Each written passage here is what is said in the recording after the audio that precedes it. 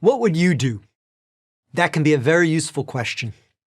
It can be both clarifying and humbling when evaluating complex situations. To illustrate this, let's apply it to a real-world example. In May 2021, Israel and Hamas fought a brief war in Gaza.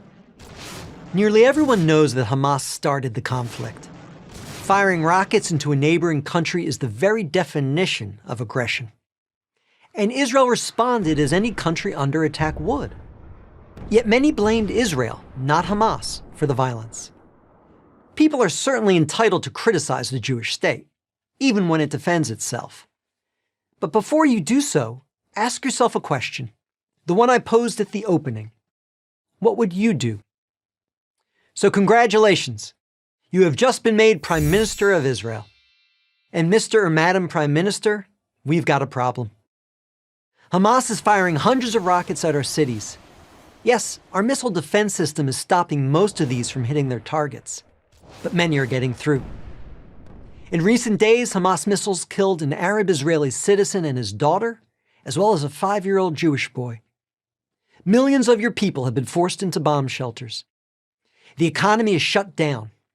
Your citizens, Jews and Muslims alike, are terrified and demanding action. What are you going to do? You have two options. Option 1, do nothing. Israel is stronger than Hamas, and therefore people who dislike Israel will portray you as a bully if you respond. This leads to a lot of bad press.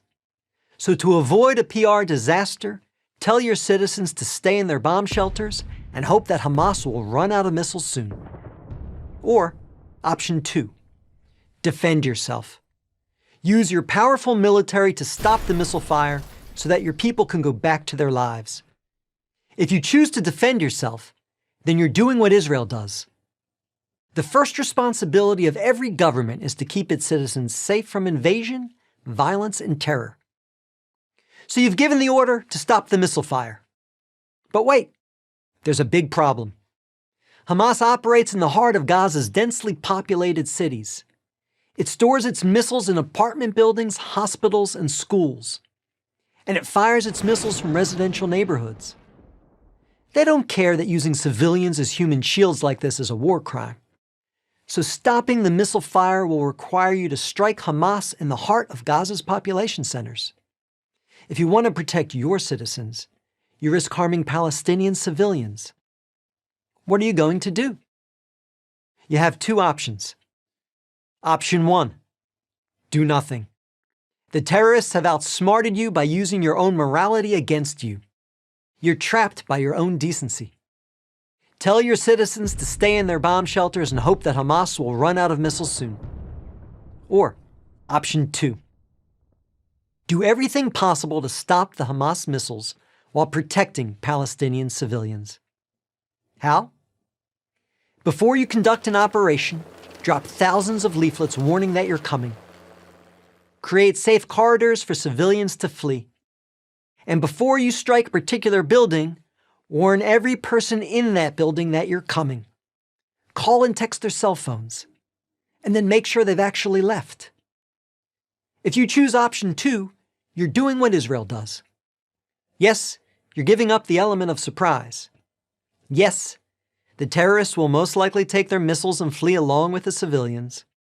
And yes, by letting the terrorists escape to fight another day, you're endangering your own people. But this is what Israel insists upon doing in order to protect Palestinians. Unfortunately, not every country is as moral as Israel. When countries are stronger than their adversaries, they actually have a third option: indiscriminate bombing. So you could simply bomb Gaza without trying to limit civilian casualties. That would provide maximum protection to your soldiers and civilians and crush Hamas for the foreseeable future. That's what Russia basically did to Grozny, the capital of Chechnya, when that Muslim province sought independence in the 1990s. That's what Hamas tries to do when it fires thousands of missiles at Israeli cities. But that choice is immoral. Israel has never and will never do something like this. Nor should you, Mr. or Madam Prime Minister. Those who make light of Hamas rockets have clearly never experienced the terror of running to bomb shelters, hearing bombs bursting around you, and then frantically calling loved ones to see if they're okay. All nations have not only a right, but an obligation to defend their citizens from such attacks. And the best of these nations do so while taking difficult and dangerous steps to protect innocent civilians on the other side. This is what Israel does. I hope you do the same. Because the other options, such as behaving like Hamas, are simply not acceptable. I'm David Bragg, Executive Director of the Maccabee Task Force for Prager University.